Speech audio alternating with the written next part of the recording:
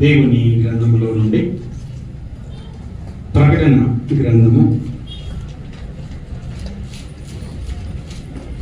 4వ అధ్యాయం 8వ వచనాన్ని మనము చదువుకుందాం. ఈ 4 జీవులలో ప్రతి జీవికి 6 రెక్కలుండెను. అవి చుట్టూను రెక్కల లోపటను కన్నులతో నిండి ఉన్నవి. అవి భూత వర్తమాన భవిష్యత్ కాలములలో ఉండు సర్వాధికారియు దేవుడునగు ప్రభువు పరిశుద్ధుడు పరిశుద్ధుడు పరిశుద్ధుడు అని మానక రాత్రింబగళ్ళు చెప్పుచుండును. 9వ వచనం. ఆ సింహాసనమునందు ఆసీనుడై ఉండి యుగ యుగములు జీవించుచున్న వానికి మహిమయు ఘనతయు కృతజ్ఞతాస్తుతులను కలుగునుగాకని ఆ జీవులు కీర్తించుచుండగా. మనము సందర్భమును గమనించినట్లయితే యోహాను గారు ఆత్మవశుడయ్యాడు. పరలోకంలో ఒక సింహాసనం వేయబడి ఉండెను. సింహాసనమందు ఒకడు ఆసీనుడై ఉండెను అని మనము 2వ వచనములో మనం చదువుకుంటాం. మొదటి వచనములో ఈ సంగతులు జరిగిన తర్వాత నేను చూడగా ఇదిగో అదిగో పరలోకమందు ఒక తలుపు తెరవబడి ఉండెను. మరియు నేను మొదట వినిన స్వరము బోరధ్వని వలె నాతో మాట్లాడగా వింటిని. ఆ మాట్లాడిన వాడు, ఇక్కడికి ఎక్కిరమ్ము, ఇక మీదట జరగవలసిన వాటిని నీకు కనుపరచెదనని. యోహాను గారితో చెప్పబడినటువంటి మాట, ఇక్కడికి ఎక్కిరమ్ము, ఇక మీదట జరగవలసినటువంటి వాటిని నీకు కనబరచేదను. అప్పుడు యోహాను గారు ఆత్మవశుడయ్యాడు, ఆత్మ చేత నడిపింపబడ్డాడు. ఆ సమయంలో పరలోకంలో ఒక సింహాసనం వేయబడి ఉండడం, ఆ సింహాసనం మీద ఒకడు ఆసీనుడై ఉండడం, ఆసీనుడైనటువంటి వాడు దృష్టికి సూర్యకాంత పద్మరాగములను పోలిన వాడుగా ఉండడము, మరకతము వలె ప్రకాశించు ఇంద్రధనస్సు సింహాసనమును ఆవరించి ఉండడాన్ని మనం చూస్తాం. అదేవిధంగా సింహాసనము చుట్టూ 24 సింహాసనములు ఉండడం, ఆ సింహాసనములందు 24 పెద్దలు తెల్లని వస్త్రములు ధరించుకొని తమ తలల మీద సువర్ణ కిరీటములు పెట్టుకున్న వారై కూర్చోవడం, ఆ సింహాసనములో నుండి మెరుపులను ధ్వనులను ఉరుములను బయలుదేరడం, ఆ సింహాసనం ఎదుట 7 దీపములు ప్రజ్వలించడం, ఆ 7 దీపాలు ఏమిటో వ్రాయబడడాన్ని మనం చూస్తాము 5వ వచనములో. మరియు ఆ సింహాసనం ఎదుట స్ఫటికములు పోలిన గాజు వంటి సముద్రం ఉన్నట్టుండెను. ఆ సింహాసనములకు మధ్యను సింహాసనము చుట్టూను మన 4 జీవుల గురించి మనం చదువుకున్న 8 మరియు 9 వచనాలలో ఈ 6వ వచనం నుండి 9వ వచనం వరకు అనగా 4 వచనాలలో ఈ అధ్యాయములో 4 జీవులను గురించి వ్రాయబడి ఉంది. 6వ వచనంలో, మరియు ఆ సింహాసనం ఎదుట స్ఫటికమును పోలిన గాజు వంటి సముద్రం ఉన్నట్టుండెను. ఆ సింహాసనమునకు మధ్యను, సింహాసనము చుట్టూను, ముందు వెనుక కన్నులతో నిండిన 4 జీవులుండెను. ఆ జీవులు ఏ విధంగా ఉన్నాయి? మొదటి జీవి సింహం వంటిది, రెండవ జీవి దూడ వంటిది, మూడవ జీవి మనుషుని ముఖము వంటి ముఖము గలది, 4వ జీవి ఎగురుచున్న పక్షిరాజు వంటిది. 8వ వచనంలో, ఈ 4 జీవులలో ప్రతి జీవికి 6 రెక్కలుండెను. అవి చుట్టూను రెక్కల లోపటను కన్నులతో నిండి ఉన్నవి. ఇది సందర్భం. పరలోకములో ఒక సింహాసనం వేయబడడం, ఆ సింహాసనం మీద దేవుడు ఆసీనుడు కావడం, ఆ సింహాసనము చుట్టూ 24 సింహాసనములు వేయబడడం, ఆ 24 సింహాసనముల మీద 24 పెద్దలు కూర్చోవడం, అలాగే సింహాసనము మధ్యను, సింహాసనము చుట్టూను, ముందు వెనుక కనులతో నిండిన 4 జీవులు ఉండడము మనం చదువుకున్నాం. ఇది సందర్భం. ఈ సందర్భంలో 4 జీవులు చేయుచున్నటువంటి పనులు ఏమిటి అని మనము మరలా 8వ వచనాన్ని మనము చదువుకున్నట్లయితే, ఈ 4 జీవులలో ప్రతి జీవికి 6 రెక్కలు ఉండేను. అవి చుట్టూను రెక్కల లోపటను కన్నులతో నిండి ఉన్నవి. అవి భూత వర్తమాన భవిష్యత్ కాలములలో ఉండు సర్వాధికారియు దేవుడు నగు ప్రభువు పరిశుద్ధుడు పరిశుద్ధుడు పరిశుద్ధుడు అని మానక రాత్రింబగళ్ళు చెప్పుచుండెను. ఈ 4 జీవులు ఏం చేస్తా ఉన్నాయి? చెప్తా ఉన్నాయి. ఎవరిని గురించి చెప్తా ఉన్నాయి? దేవుని గురించి చెప్తా ఉన్నాయి. ఆయన గురించి ఎప్పుడెప్పుడు చెప్తా ఉన్నాయి? రాత్రింబగళ్ళు చెప్తా ఉన్నాయి. మానక ఏమని చెప్తా ఉన్నాయి? ఆయన గురించి రాత్రింబగళ్ళు మానక ఏమని చెబుతూ ఉన్నాయి అంటే, భూత వర్తమాన భవిష్యత్తు కాలములలో ఉండువాడు అని చెబుతూ ఉన్నాయి. ఇక్కడ మనం ఎన్ని కాలాలను చూస్తున్నాం? భూత వర్తమాన భవిష్యత్తు. ఎన్ని కాలాలు చూస్తున్నాం? 3 కాలాలను చూస్తున్నాం. దేవుని యొక్క గుణం ఏమిటి అంటే, ఆయన అన్ని కాలాలలో ఉండువాడు. ఒక కాలంలో ఉండి మరొక కాలంలో లేనటువంటి వాడు కాదు. భూతకాలం అంటే గడిచిన కాలం.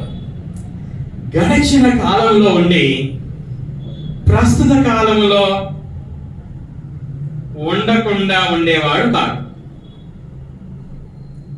ప్రస్తుత కాలంలో ఉండి భవిష్యత్తు కాలంలో ఉండకుండా ఉండేవాడు కాదు. ప్రస్తుతం ఉండి గతములో లేకుండా ఉండినటువంటి వాడు కూడా కాదు. దేవుడు ఈ 4 జీవులు దేవుని గురించి వారికి ఏం అర్థమైంది అంటే, భూత వర్తమాన భవిష్యత్తు కాలాలలో అనగా అన్ని కాలాలలో ఉండువాడు అని వారికి అర్థమైంది. వారు ఆ విధంగా గుర్తించారు దేవుని గురించి. దేవుని లక్షణము ఇది. ఆ 4 జీవులు దేవుడు గతంలో మాత్రమే ఉండేవాడు అని కాదు గుర్తించింది, ప్రస్తుతం మాత్రమే ఉండేవాడు అని కాదు గుర్తించింది, భవిష్యత్తులో మాత్రమే ఉండేవాడు అని కాదు గుర్తించింది. వారు ఏమని గుర్తించారు? భూత భవిష్యత్తు, భూత వర్తమాన భవిష్యత్తు కాలములలో ఉండువాడు అని వారు గుర్తించారు. అన్ని కాలాలలో ఉన్నటువంటి వాడు అని గుర్తించారు. చూడండి 9వ వచనంలో ఇంకా వారు ఏమంటున్నారు చూడండి. 9వ వచనంలో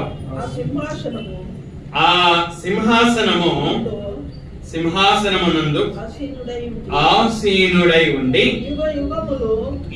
ఎప్పుడెప్పుడంట యుగ యుగములు జీవించుచున్నవానికి దేవుడు ఏమై ఉన్నాడని ఈ 4 జీవులు గుర్తించాయి.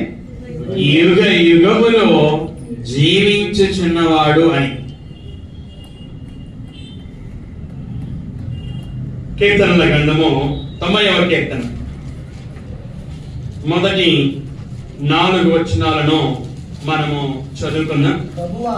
ప్రభువా తరతరముల నుండి ఇది ఎవరి ప్రార్థన అంటే మోషే చేసినటువంటి ప్రార్థన. ఏమని ప్రార్థన చేస్తున్నాడు? ప్రభువా ఎప్పుడెప్పుడు నుంచి అంట తరతరముల నుండి మాకు నివాస స్థలము నీవే, పర్వతములు పుట్టక మునుపు భూమిని లోకమును నీవు పుట్టింపక మునుపు యుగ యుగములు నీవే దేవుడు. మోషే దేవుని గురించి ఆయనకి ఏమర్థమైంది? యుగ యుగములు నీవే దేవుడవు. 4 జీవులకు ఏమర్థమైంది? యుగ యుగములు జీవించువాడు అని అర్థమైంది. భూత వర్తమాన భవిష్యత్తు కాలాలలో అనగా అన్ని కాలాలలో ఉండువాడు అని అర్థమైంది. పౌలు గారు తిమోతికి రాసినటువంటి పత్రిక, మొదటి పత్రిక 1వ అధ్యాయము 17వ వచనాన్ని మనము చదువుకుందాం.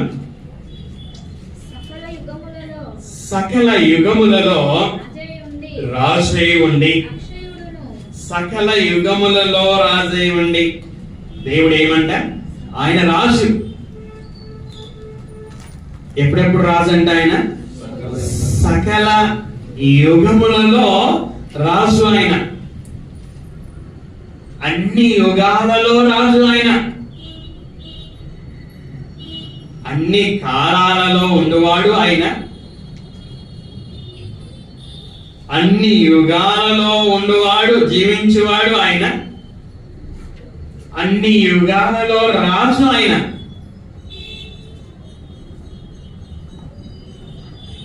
మోషేను గురించినటువంటి సందర్భంలో నిర్గమకాండము 3వ అధ్యాయము 13వ వచనము 14వ వచనాన్ని మనము చదువుకుందాం. నిర్గమకాండము 3వ అధ్యాయము 13 మరియు 14 వచనాలు. మోషే చిత్తగించుము, నేను ఇశ్రాయేలీయుల యొద్దకు వెళ్ళి వారిని చూచి మీ పితరుల దేవుడు మీ యొద్దకు నన్ను పంపినని వారితో చెప్పగా వారు ఆయన పేరేమి అని అడిగినే కదా వారితో నేనేమి చెప్పవలనని దేవుని అడిగాను. అందుకు దేవుడు ఏమంటున్నాడు? ఇప్పుడు దేవుడు మాట్లాడుతున్నాడు. ఎవరితో మాట్లాడుతున్నాడు? మోషేతో మాట్లాడుతున్నాడు. ఏమని మాట్లాడుతున్నాడు? నేను ఉన్నవాడను, అనువాడనై ఉన్నానని మోషేతో చెప్పాను. మరియు ఆయన ఉండుననువాడు మీ యొద్దకు నన్ను పంపెనని నీవు ఇశ్రాయేలులతో చెప్పవలెన. నేను ఆయన పేరేమి అని అడుగుతారు అని మోషే దేవునితో అన్నప్పుడు ఆయన తన పేరు ఏమని చెప్పాడు? ఉన్నవాడను, అనువాడను అని చెప్పడాన్ని మనం చూస్తున్నాం. ఉన్నవాడు దేవుడు, ఉన్నవాడు అంటే తనకు తానుగా ఉన్నటువంటి వాడు.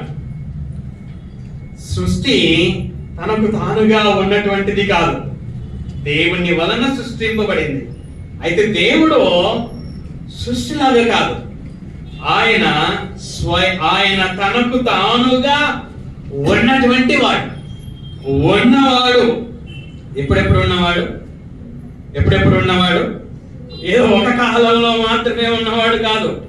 ఒక కాలంలోనే ఉంటే అది దేవునికి ఉండాల్సిన లక్షణం కాదు, ఆయనకు ఉండాల్సిన గుణం కాదు, అది ఆయనకు ఉండాల్సిన స్వభావం కాదు, అది ఆయనకు ఉండాల్సిన అర్హత కాదు. అది ఇప్పుడు భూతకాలంలోనే ఉన్నాడు అనుకోండి, వర్తమాన కాలంలో ఉన్న ప్రజలకు దేవుడు ఎవరుగా ఉంటారు?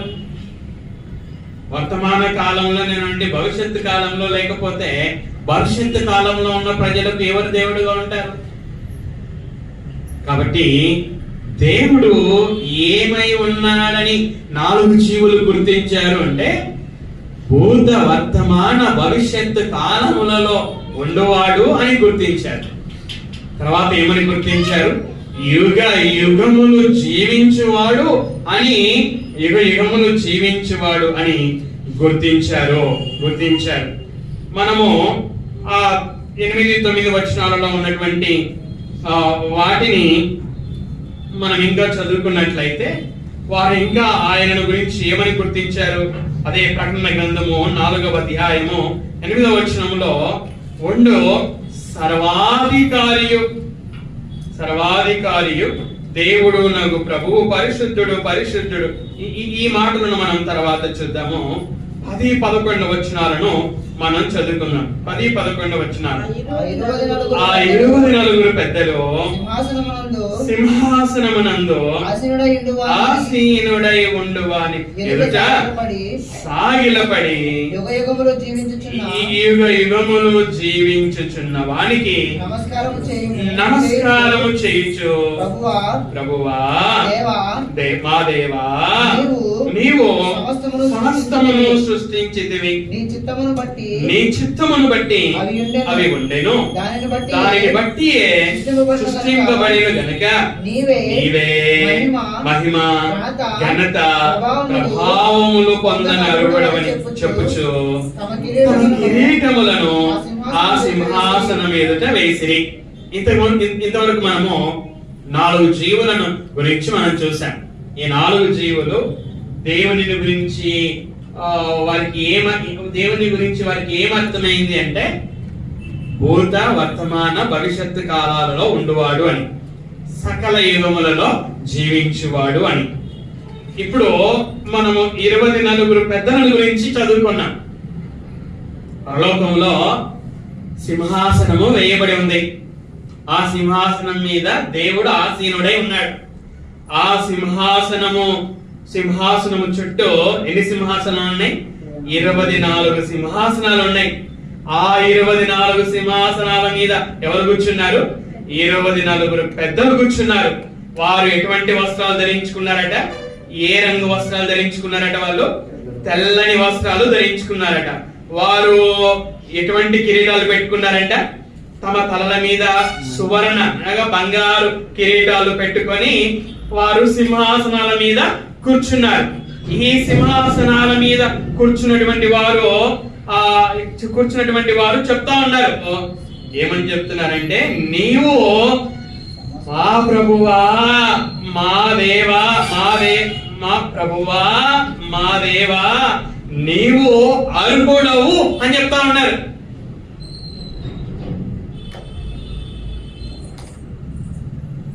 నీవు మా ప్రభువా.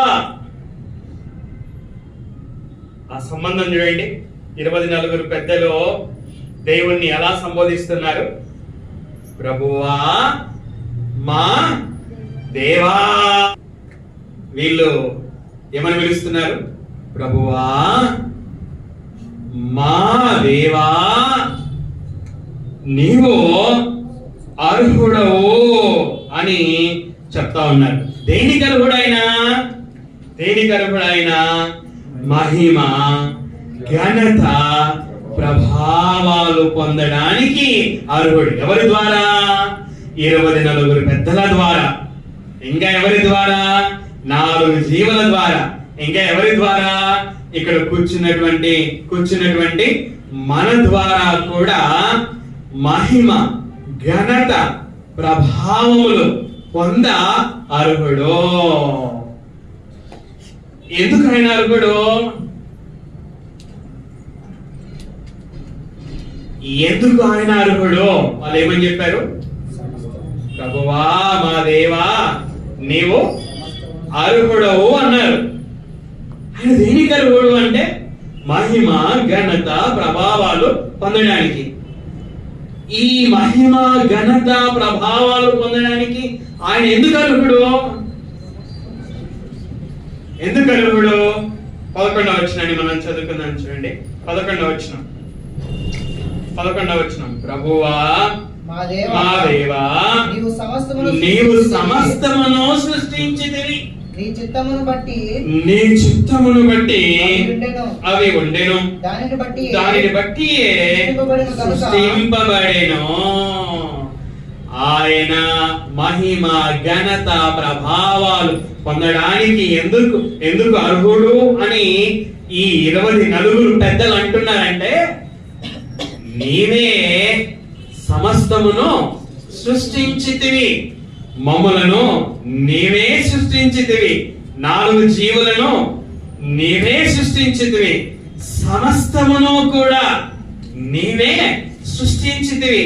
నీవు సృష్టికర్తవు. అన్ని కాలాలలో ఉన్నటువంటి నీవు, నీకుగా నీవు ఉన్నటువంటి నీవు, ఆయన ఎవరి వలన కలగబడలేదు. తనకుగా తాను ఉన్నటువంటి వాడు, అన్ని కాలాలలో ఉన్నటువంటి వాడు, అన్ని యుగాలలో జీవించుతున్నటువంటి వాడు ఏం చేశాడట? సమస్తమును సృష్టించితివి. ఆయన సృష్టి కాదు, ఆయనంటే సృష్టి కాదు, ఆయనంటే సృష్టికర్త అని గుర్తించారు మీరు.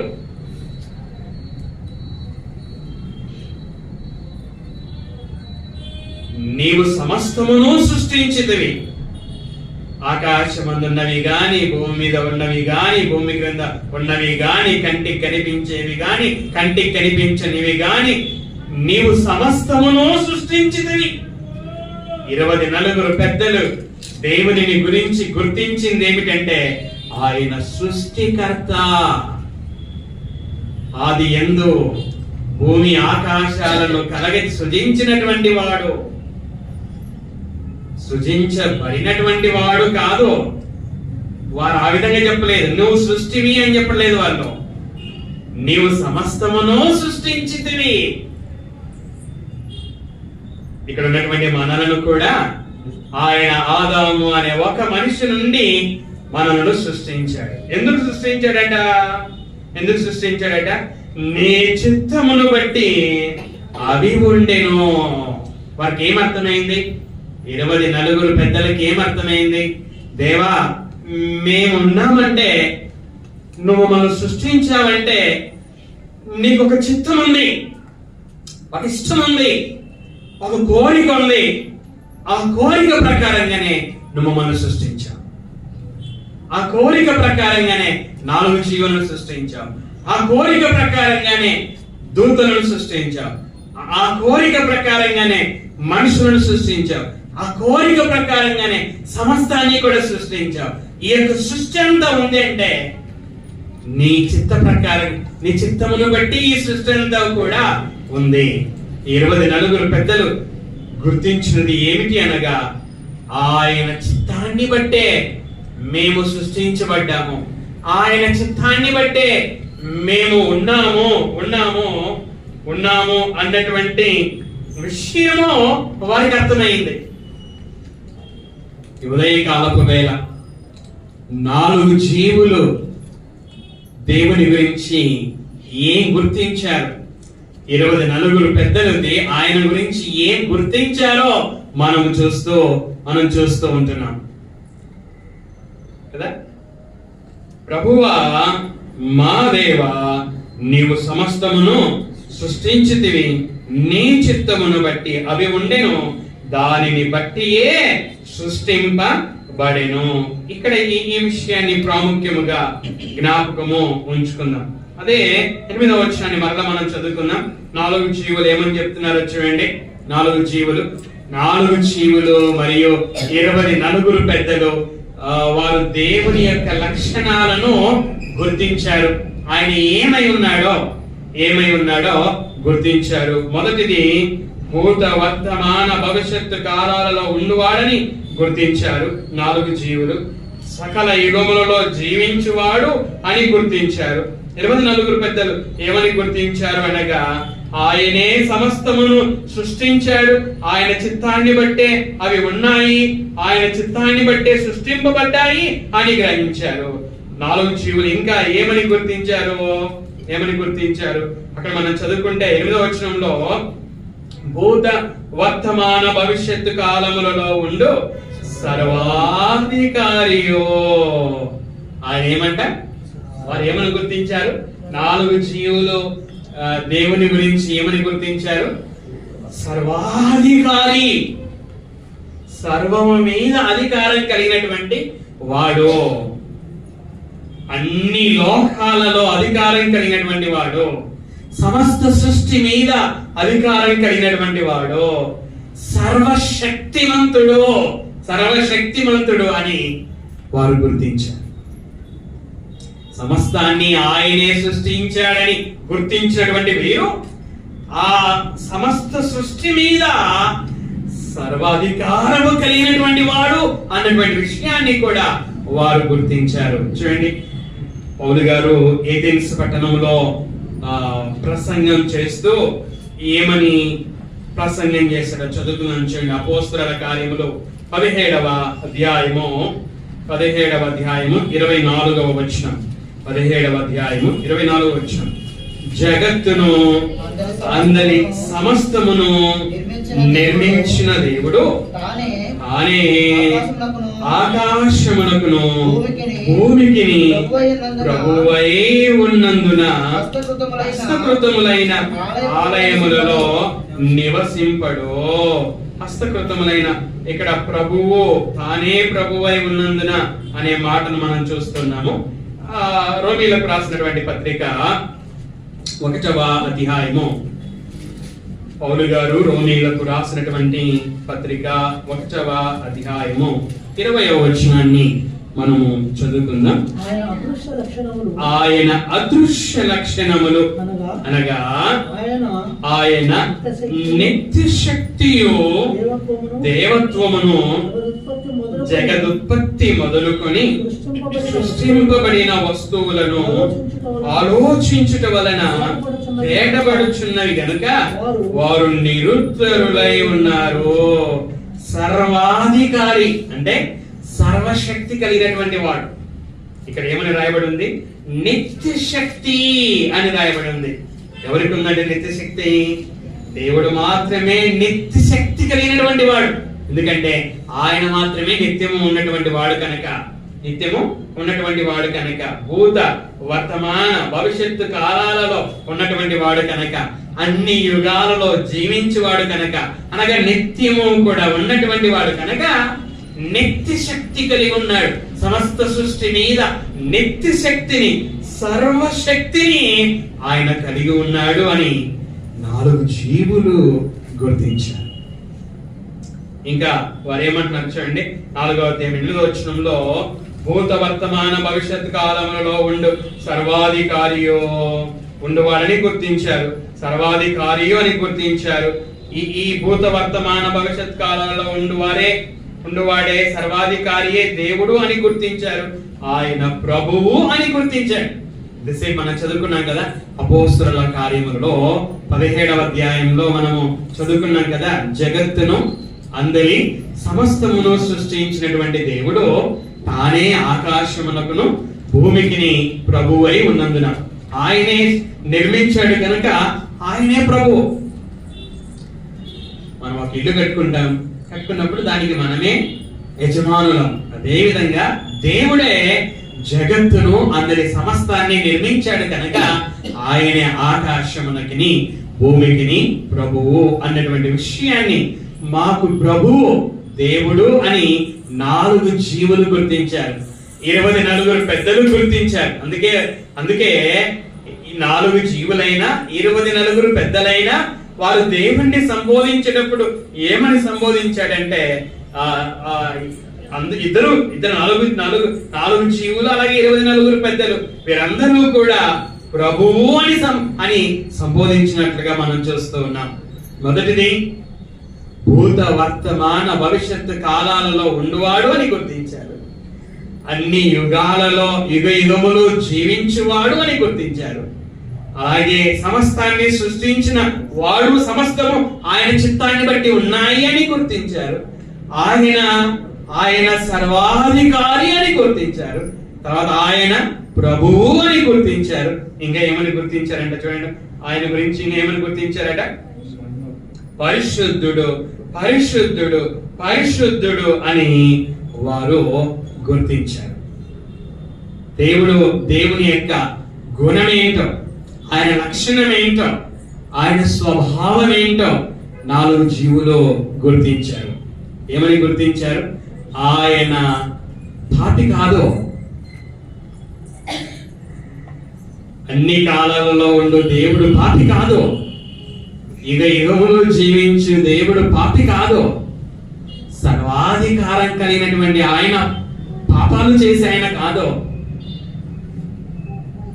ఆకాశానికి భూమికి ప్రభువుగా ఉన్నటువంటి దేవుడు మనుషులలాగా పాపాలు చేసేవాడు కాదు, మనుషులలాగా పాపపు చూపులు చూసేవాడు కాదు, మనుషులలాగా పాపపు మాటలు వినేవాడు కాదు, మనుషులలాగా పాప పనులు చేసేవాడు కాదు, మనుషులలాగా పాపపు ఆలోచనలు చేసేవాడు కాదు, మనుషులలాగా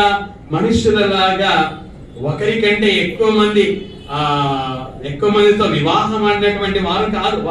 వాడు కాదు దేవుడు అంటే. దేవుడు ఏమంట? పరిశుద్ధుడు. 4 జీవులు గుర్తించినట్లుగా 24 పెద్దలు గుర్తించినట్లుగా ఇక్కడ కూర్చున్నటువంటి మనము గుర్తించడము చాలా చాలా చాలా ప్రాముఖ్యము. అప్పుడు మాత్రమే మనము మన చుట్టూ ఉన్నటువంటి ప్రజలు ఆరాధిస్తున్నటువంటి దైవము గురించి మనకు అర్థమవుతుంది. ఎంత అసత్యంలో ఉన్నారో మనకి అర్థము అవుతుంది. అప్పుడు మనం వారిని సత్యంలోనికి నడిపించే అవకాశం ఉంటుంది. 4 జీవులు ఏమని గుర్తించారు? పరిశుద్ధుడు పరిశుద్ధుడు పరిశుద్ధుడు అని గుర్తించారు. యెషయా గ్రంథము 6వ అధ్యాయము, యెషయా గ్రంథము 6వ అధ్యాయము మొదటి 4 వచనాలను మనము చదువుకుందాం. యెషయా రాజైన ఉజ్జియా మృతి నొందిన సంవత్సరమున అత్యున్నతమైన సింహాసనమునందు ప్రభువు ఆసీనుడై ఉండగా నేను చూచితిని. ఆయన చొక్కాయి అంచులో దేవాలయమును నిండుకొనెను. ఆయనకు పైగా శరాపులు అంటే మహాదూతలు నిలిచి ఉండేవి. ఒక్కొక్కరికి 6 రెక్కలు ఉండెను. 4 జీవుల లాగానే 6 రెక్కలు ఉండెను. ప్రతివాడు 2 రెక్కలతో తన ముఖమును రెంటితో తన కాళ్ళను కప్పుకొనొచ్చు రెంటితో ఎగురుచుండెను. వారు అంటే ఈ శరాపులు లేక మహాదూతలు అనే వారు ఏం చేస్తున్నారు? వీళ్ళు గాన ప్రతిగానాలు చేస్తా ఉన్నారు. గాన ప్రతిగానాలు గొప్ప స్వరంతో చేస్తా ఉన్నారు. గాన ప్రతిగానాలు గొప్ప స్వరంతో ఏమని గాన ప్రతిగానాలు గొప్ప స్వరంతో చేస్తున్నారు వీళ్ళు? సైన్యములకు అధిపతియోగు యెహోవా పరిశుద్ధుడు పరిశుద్ధుడు పరిశుద్ధుడు, సర్వలోకం ఆయన మహిమతో నిండి ఉన్నదని అని వాళ్ళు గొప్ప స్వరంతో గాన ప్రతిగానాలు చేయించి ఉన్నారు. శరాపులు, మహాదూతలు, వీరికి ఏమర్థమైంది? దేవుడు పాపి కాదు.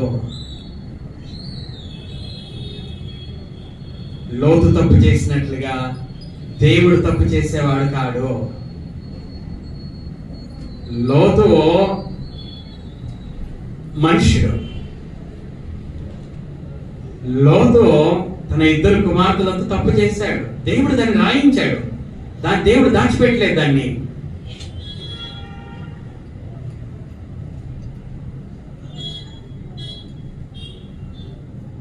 లోతులాగా తప్పు చేసేవాడు కాదు దేవుడు. ఆదికాండం మొదలుకొని ప్రకటన గ్రంథం వరకు పాపము చేసినటువంటి వారిని గురించి దేవుడు రాయించాడు, ధైర్యంగా రాయించాడు. తప్పు చేస్తే తప్పు చేయలేదని రాయించకుండా ఉండలేదు దేవుడు. దావీదు గురించి ఆయన నా ఇష్టానుసారుడైన మనుషుడు అని చెప్పాడు. ఆ దావీదు తప్పు చేసింది కూడా రాయించాడు.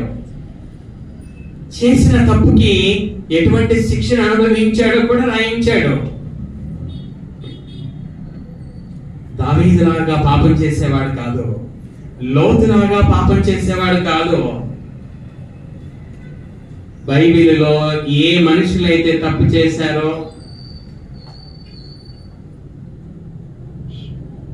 వారిలాగా తప్పు చేసేవాడు కాదు దేవుడు. ఆయన ఏమై ఉన్నాడు? ఆయన పరిశుద్ధుడై ఉన్నాడు. ఇది దేవునికి ఉండవలసినటువంటి స్వభావం, లక్షణం. స్వభావం అన్న, లక్షణం అన్న, గుణం అన్న ఒకటే. ఇది ఆయనకు ఉండవలసినటువంటి అర్హత. ఆయనే పరిశుద్ధుడు కాకపోతే, ఆయనే పాపం చేస్తే ఇంకా పాపం చేయకూడదని మనుషులకు ఎలా చెప్పగలుగుతాడు? నువ్వే పాపం చేసినప్పుడు నువ్వేంటి పాపం చేయకూడదని మాకు చెప్పేది? నువ్వేంటి మా పాపాలను క్షమించేది? నువ్వే పాపం చేస్తే నువ్వు మా పాపాలను క్షమించేది ఏంటి? ఇప్పుడు దేవుడు అంటే 4 జీవులకు ఏమర్థమైంది? పరిశుద్ధుడు అని అర్థమైంది. కాబట్టి ఉదయకాలపు వేళ 4 జీవులు, అదేవిధంగా 24 పెద్దలు, వీరేం చేశారంటే 4 జీవులు చెప్పాయి, కీర్తించాయి. 4 జీవులు కూడా మహిమయు ఘనతయు కృతజ్ఞతాస్తుతులు కలుగునుగాక అని కీర్తించినట్లుగా మనం 9వ వచనంలో చూస్తాం. 24 పెద్దలు ఏం చేశారు? వారు సాగిలపడ్డారు, నమస్కారం చేశారు. తమ తలల మీద ఉన్న బంగారు కిరీటాలను ఆ సింహాసనం మీదట వేశారు. వేసి చెప్పారు, ఏమని చెప్పారు? దేవా, మా ప్రభువా, నీవు అర్హుడు. దేనికి అర్హుడు? మహిమ, ఘనత, ప్రభావాలు పొందడానికి అర్హుడు. ఎందుకు ఆయన అర్హుడు అంటే ఆయనే సమస్తాన్ని సృష్టించాడు. ఆయన చిత్తాన్ని బట్టే సమస్తము ఉన్నాయి, ఆయన చిత్తాన్ని బట్టే సమస్తము కూడా సృజించబడ్డాయి అని వీరు చెప్పినట్లుగా ఇలాగా 4 జీవులు మరియు 24 పెద్దలు దేవుణ్ణి గుర్తించి, ఆయన ఏమై ఉన్నాడో గుర్తించి ఆయనను కీర్తించి, ఆయన ఎదుట సాగిలపడి నమస్కారం చేసి కిరీటాల సింహాసనం ఎదుట వేసి చెప్పినట్లుగా మనము ఉదయకాలపు వేళ చూస్తూ ఉన్నాం. మరలా నేను జ్ఞాపకం చేస్తూ ఉన్నాను. మీరు గుర్తించినవి ఏమిటి అంటే 5 విషయాలను వారు గుర్తించారు. ఆ విషయాలను నేను మరలా జ్ఞాపకము చేయించున్నాను. మొదటిది, భూత వర్తమాన భవిష్యత్తు కాలాలలో ఉన్నవాడు. రెండవది భూత వర్తమాన భవిష్యత్ కాలాలలో ఉన్నవాడు అన్న, సకల యుగములలో ఉన్నవాడు అన్నది. మొదటిది భూత వర్తమాన భవిష్యత్ కాలాలలో ఉన్నవాడు అని గుర్తించారు. తర్వాత యుగములు జీవించేవాడు. ఈ రెండు అర్థాలు ఒకటే. భూత వర్తమాన భవిష్యత్ కాలాలలో ఉన్నవాడు అని గుర్తించారు. రెండవది ఏం గుర్తించారు? సమస్తాన్ని ఆయనే సృష్టించాడు అని గుర్తించాడు. మూడవది ఆయన సర్వాధికారి అని గుర్తించాడు. నాలుగవది ఆయన ప్రభువు అని గుర్తించాడు. ఐదవది పరిశుద్ధుడు అని గుర్తించాడు. వీటి ద్వారా మనం నేర్చుకోవాల్సినటువంటి పాఠాలు ఏంటి? ఈ రోజు మనం నేర్చుకోవాల్సిన పాఠాలు ఏంటంటే, 4 జీవులు గుర్తించినట్లుగా, 24 పెద్దలు గుర్తించినట్లుగా ఇక్కడ కూర్చున్నటువంటి మనం అందరం కూడా ఈ విషయాలను గుర్తించాలి. దేవుడు అంటే ఒక కాలంలో మాత్రమే ఉండి మరొక కాలంలో లేనటువంటి వాడు కాడు. అన్ని కాలాలలో ఉండువాడే దేవుడు.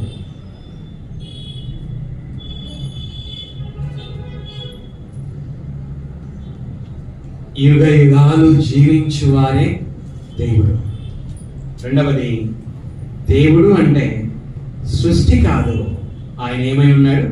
సృష్టికర్త అని మనం కూడా గ్రహించాలి. మూడవది సర్వాధికారి అని మనము గుర్తించవలసినటువంటి వారమై ఉన్నాం.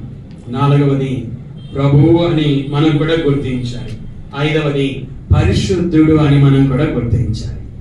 అయితే ఇప్పుడు దేవుడు భూత వర్తమాన భవిష్యత్తు కాలాలలో ఉన్నవాడు. అయితే ఇప్పుడు ఏంటి? ఆయన అన్ని కాలాలలో ఉన్నవాడైతే నాకేంటి ప్రయోజనం?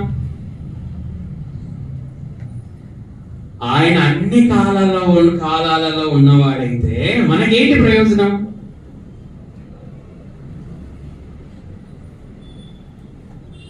శిరీష, ఆయన అన్ని కాలాలలో ఉన్నవాడైతే నీకేంటి ప్రయోజనం?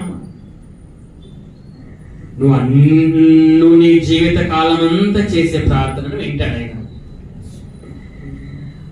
నీ జీవిత కాలం అంతా నిన్ను చూస్తాడు ఆయన. నీ జీవిత కాలం అంతా నీ బాధలను ఎరుగుతాడు ఆయన. నీ జీవిత కాలం అంతా నీ బాధలలో నుండి ఆయన తప్పిస్తాడు ఆయన.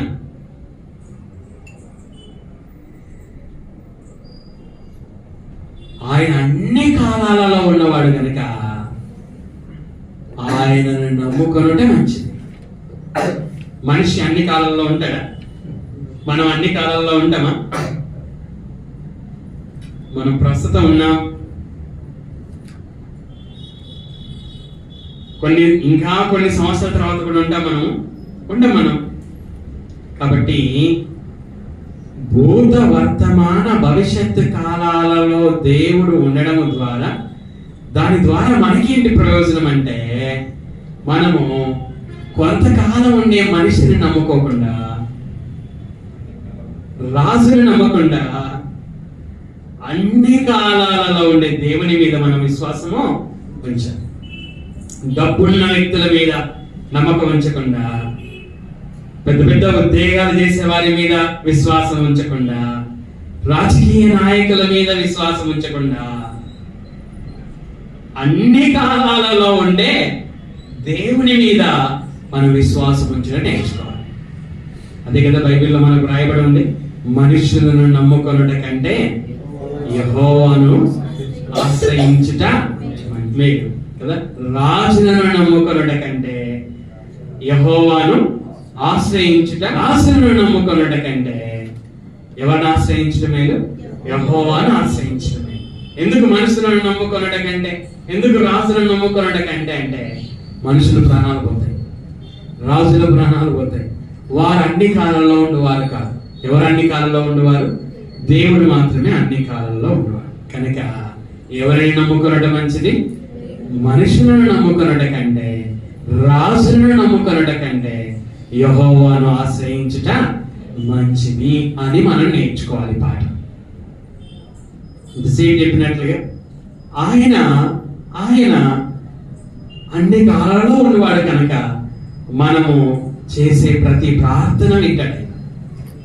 మనల్ని ఆయన చూస్తూ ఉంటాడు. ఆయన హాగరు చెప్పినట్లుగా, నీవు చూచుచున్న దేవుడవు. ఆయన మనల్ని చూస్తూ ఉంటాడు. ఆయన మన బాధలను ఎదిగినటువంటి వాడు, మన బాధలలో నుండి బయటికి నడిపించే వాడు ఆయన. రెండవది సమస్తాన్ని ఆయన సృష్టించాడు. ఇక్కడ ఉన్నటువంటి మనల్ని ఆదాము అనే మొదటి మనిషి ద్వారా మనల్ని సృష్టించాడు. ఎందుకు సృష్టించాడట? ఆయనకు చిత్తం ఉంది, ఇష్టం ఉంది, కోరిక ఉంది. ఏంటి ఆయన చిత్తం? నేను ఒక మనిషి ద్వారా ప్రతి జాతి మనుషులను సృష్టించాలి. కాబట్టి మనము ఈ 2025వ సంవత్సరంలో డిసెంబర్లో 7వ తేదీన మనము ఇలాగా జీవించుచున్నాము. మనము ఈ కాలములో జీవించుచున్నామంటే దానికి కారణం ఎవరు? దేవుడు, ఆయన చిత్తం. కనుక ఇప్పుడు దీని ద్వారా మనం నేర్చుకోవాల్సినటువంటి పాఠం ఏంటంటే, మన రక్షకుడైనటువంటి యేసుక్రీస్తు వారు ఏ విధంగా నా చిత్తమును నెరవేర్చుకోవడానికి నేను రాలేదు కానీ దేవుని చిత్తమును నెరవేర్చడానికి నేను వచ్చాను అన్నాడు. గెత్సేమనే తోటలో ఏమని ప్రార్థన చేశాడు? నా చిత్తం కాదు, నీ చిత్తమే సిద్ధించునుగా కానీ ప్రార్థన చేశాడు. శిష్యులు వచ్చి, ప్రభువా ఆహారం తీసుకొచ్చామంటే మీకు తెలియని ఆహారం నా దగ్గర ఉంది. ఏంటి మీకు తెలియని ఆహారం?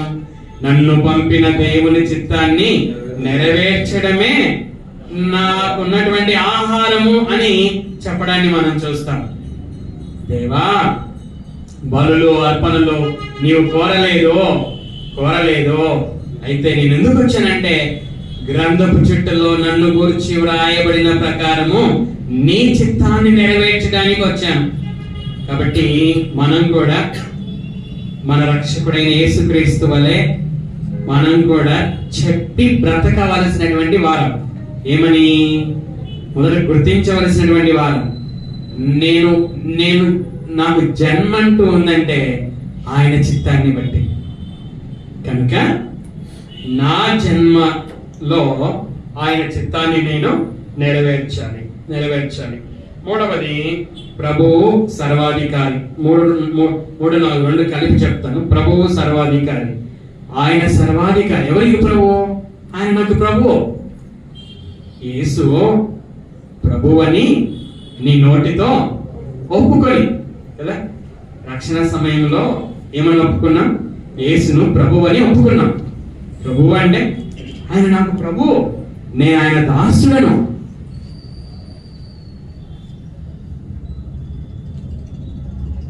దేవుడు మనకు ప్రభు అయితే, మనం ఆయనకు దాసులమైతే మనం చెప్పిన మన ఇష్ట ప్రకారంగా నడుచుకోవాలా, ఆయన ఇష్ట ప్రకారం నడుచుకోవాలా? దాసుడు తన ఇష్ట ప్రకారం నడుచుకోవడానికి అవకాశం ఉంటుందా? ఉండదు. యజమాని ఇష్ట ప్రకారమే నడుచుకోవాలి. సామెతల గ్రంథంలో ఈ విధంగా రాయబడి ఉంది. ఏమని? మీ త్రోవల యందు మీ ప్రవర్తన అంతటి యందు ఆయన అధికారమునకి ఒప్పుకోని. కనుక మన ప్రవర్తన అంతటి యందు ఆయన అధికారానికి మనం ఒప్పుకోవాలి. చివరిగా ఆయన పరిశుద్ధుడు. అయితే ఏంటి? ఆయన పరిశుద్ధుడు అయితే ఏంటి? శిరీష, ఏంటమ్మా ఆయన పరిశుద్ధుడు అయితే ఇప్పుడు నేనేం చేయాలా? శిరీష, నువ్వేం చేయాలి? దేవుడు పరిశుద్ధుడు, నువ్వేం చేయాలి అమ్మా? ఆయనలాగానే నువ్వు కూడా పరిశుద్ధంగా జీవించాలి. ఆయనలాగానే నేను కూడా పరిశుద్ధంగా జీవించాలి. దేవుడు ఏమన్నాడు? మిమ్మల్ని పిలిచిన వాడు పరిశుద్ధుడై ఉన్న ప్రకారము మీరును సమస్త ప్రవర్తన యందు పరిశుద్ధులై ఉండమన్నాడు. చూపుల్లో పరిశుద్ధత, వినే మాటల్లో పరిశుద్ధత, మాట్లాడే మాటల్లో పరిశుద్ధత, చేసే పనులలో పరిశుద్ధత. అక్కడ పరిశుద్ధాత్ముడు పేతురు ద్వారా రాయించిన మాట ఏంటి? సమస్త ప్రవర్తన యందు పరిశుద్ధులుగా ఉండాలి. భోజనంలో పరిశుద్ధత. దానియేలు, షద్రకు, మేషకు, అబేద్నెగోలు భోజనాన్ని బట్టి భోజనాన్ని బట్టి వారిని వారు అపవిత్రపరచుకోలేదు. అంటే భోజనాన్ని బట్టి కూడా అపవిత్రపరచబడతారా? అంటే అపవిత్రపరచబడతారు. పాత నిబంధనలో వారు కొన్ని తినకూడనివి ఉన్నాయి. తినకూడనివి తింటే అపవిత్రపరచబడతారు. కాబట్టి సమస్త ప్రవర్తన యందు మనం కూడా పరిశుద్ధులుగా జీవించాలి. పరిశుద్ధ ప్రవర్తనతో యేసుక్రీస్తు యొక్క రెండవ రాకడ కొరకు ఎదురు చూస్తూ జీవించాలి. ఈ ఉదయకాలపు వేళ మనము ఈ 4 జీవుల ద్వారా, 24 పెద్దల ద్వారా మనము నేర్చుకోవలసినటువంటి పాఠాలు. వాళ్ళు ఏం చేశారు? రాత్రింబగళ్ళు, ఎప్పుడెప్పుడు అందరూ చెప్పాలి, ఎప్పుడెప్పుడు రాత్రింబగళ్ళు ఎలాగా మానక ఏం చేశారు? వాళ్ళు చెప్పారు, కీర్తించారు. 24 పెద్దలు ఏం చేశారు? సాగిలపడ్డారు. సింహాసనం మీదకి వచ్చినటువంటి దేవుని ఎదుట సాగిలపడ్డారు. కాబట్టి మనం మోకరించాలి.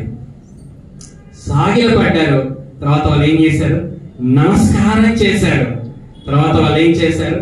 తమ తలల మీద ఉన్నటువంటి బంగారు కిరీటాలను ఆయన సింహాసనం మీదట పడవేశారు. పడవేసి వాళ్ళు ఏం చెప్పారు అంటే, మహిమ, ఘనత, ప్రభావాలు పొందడానికి నీవు అర్హుడవో అని వారు చెప్పారు.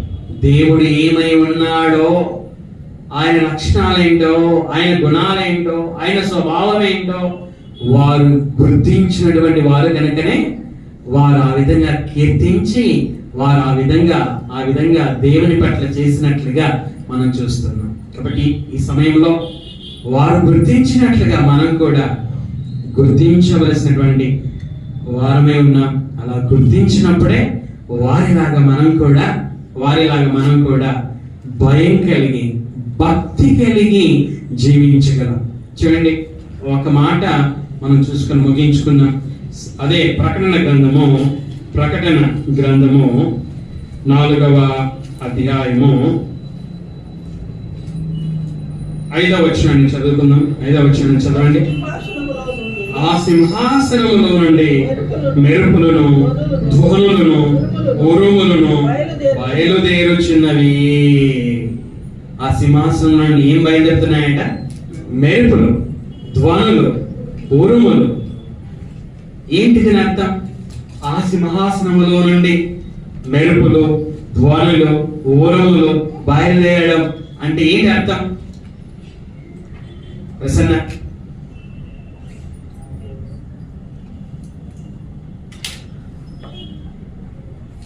నిర్గమాకాండము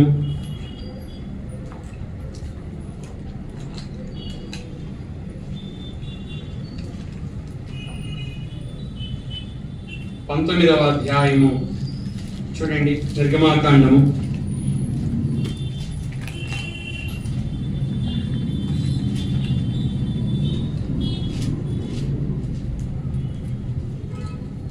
19వ అధ్యాయము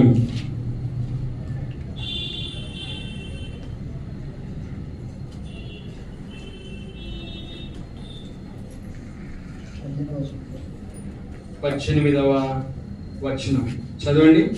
యెహోవా అగ్నితో సీనాయి పర్వతం మీదకి దిగి వచ్చినందున అదంతయు ధూమమయమై ఉండెను.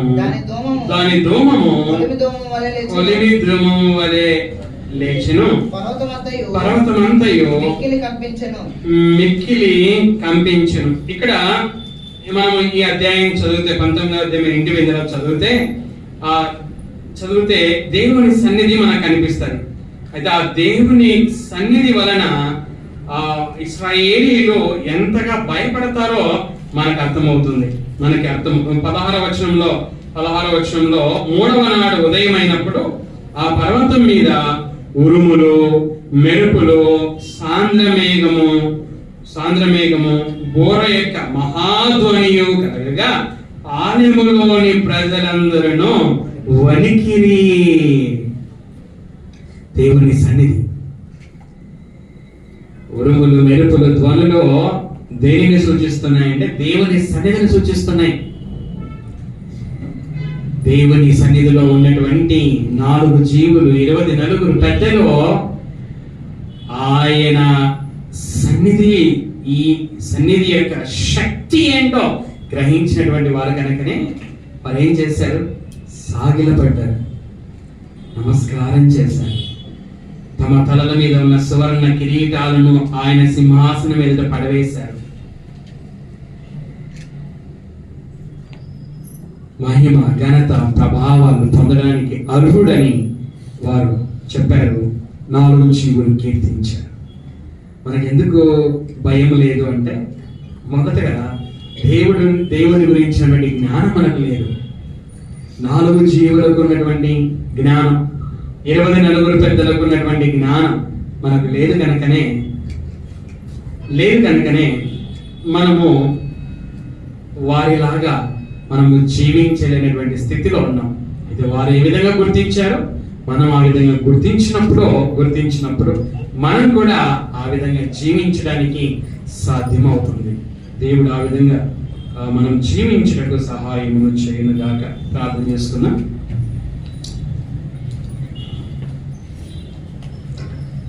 ప్రార్థన విను తండ్రి. సమయంలో నాయన ఇంతవరకు మీ మాటలు చెప్పడానికి మీరు సహాయం చేసినందుకే స్తోత్రాలు చెల్లించుచున్నాను దేవ. చెప్పినటువంటి నేను ఆ విధంగా నడుచుకోవడానికి నాయన మీరు నిరంతరము సహాయమును చేయమని అడుగుచున్నాను దేవ. అదేవిధంగా నాయన ఇక్కడ కూర్చున్నటువంటి వారు మీ మాటలు విన్నారు. ఆ మాటల ప్రకారంగా వారు కూడా నడుచుకోవడానికి సహాయములు చేయండి. ముందున్నటువంటి కార్యక్రమాన్ని కూడా పరిశుద్ధాత్మని ద్వారా మీరు నడిపించు. కుమారుడైనటువంటి యేసుక్రీస్తు పేరట మిమ్మల్ని అడుగుచున్నాను తండ్రి.